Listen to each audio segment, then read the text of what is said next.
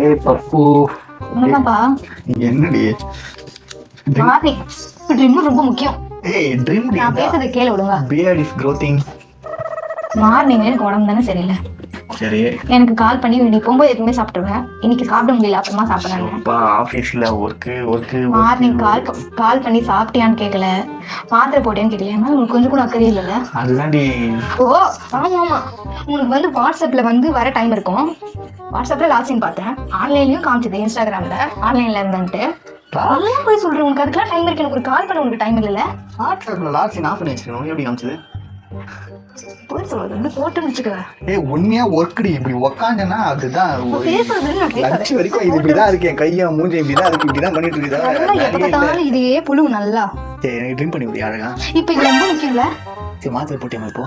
இப்ப ரொம்ப முக்கியம். சரியானக்கு அப்புறம் ஏய் என்னடி கேட்டான ஒரு குத்தம் சாமி போது, நீ கேட்கவே வேண்டாம்.